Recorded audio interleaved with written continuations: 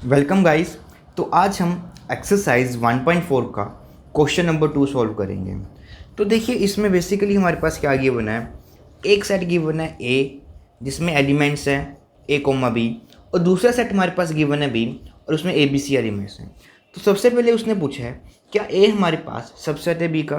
तो देखिए जो ए एलिमेंट है हमारे पास वो ए सेट में बिलोंग कर रहा है और वो ए एलिमेंट बी में भी है।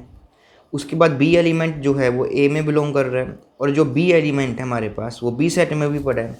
तो डैट मीन्स अगर हम कोई भी एक एक्स एलिमेंट ले रहे हैं जर्नली ए सेट में, तो वहाँ से क्या इंप्लाइज हो रहा है, वो एलिमेंट हमारे पास क्या है, बी सेट में भी बिलोंग कर रहा है। मतलब कि every member of A is a member of B.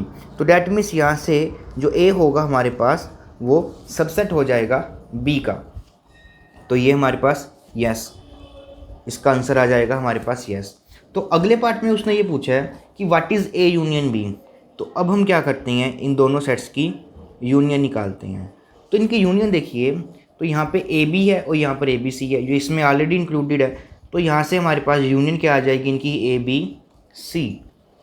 But इसमें जो मेन ऑब्जर्वेशन वाली बात है वो ये है, वो क्वेश्चन इसलिए डाला गया है ताकि आप अगर इस चीज़ को समझ सकें। अब बेसिकली ये सेट हमारे पास क्या आया है, वो आया है बी। ये बात हमने जब हमने इसकी यूनियन और इंटरसेक्शन सीखी थी तब भी मैंने आपको बताया था कि जब भी हमारे पास क्या होगा, कोई ए सेट है वो कंटेंट होगा किसे, सेट बी में।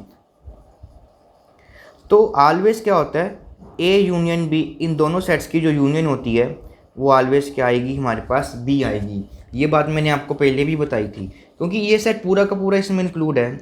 अगर हम इस बात को वेन डायग्राम के साथ समझने की कोशिश करें तो वहाँ से देखिए ये हमारे पास यूनिवर्सल सेट है और मान लेते हैं कि ये हमारे पास कोई सेट ए है और इसी में ही हमारे पास कोई सेट बी जो इंक्लूड हुआ है। तो जब हम इन दोनों सेट्स की यूनियन देखेंगे मतलब कि, तो हमारे पास पूरा का पूरा सेट यही आने वाला है।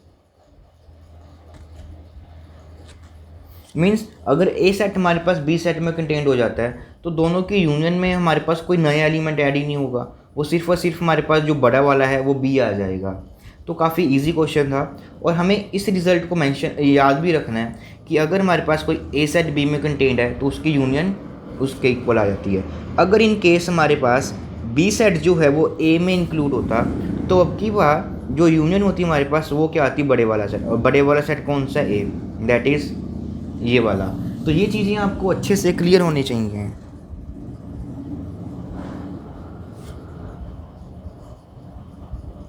अब इसी के साथ का देखिए उसने हमारे पास थर्ड क्वेश्चन जो दिया हुआ है उसमें भी हमने, इसमें भी क्वेश्चन नंबर 2 एंड थर्ड दोनों ही ऐड कर लेते हैं। अब थर्ड क्वेश्चन में भी बेसिकली हमारे पास यही है कि हमारे पास ए और बी दो सेट्स हैं और हमारे पास क्या गिवन है कि ए अगर सबसेट हो जाता है बी का तो यहाँ से हमारे पास डायरेक्टली इम्प्लाइज हो जाता है कि जो ए यूनियन बी होगी हमारे पास वो किसके इक्वल आ जाएगा, बी सेट के। तो यहाँ से देखिए स्टैंडर्ड रिजल्ट उन्होंने फॉर्म किया हुआ है हमारा थर्ड। इसमें कुछ नई बात नहीं है, ये पहले हमने सब कुछ किया हुआ है और इस लेक्चर में मैंने दोबारा भी आपको अच्छे से वो चीज़ एक्सप्लेन की है। तो ये आपने हमेशा रिमेंबर रखना है।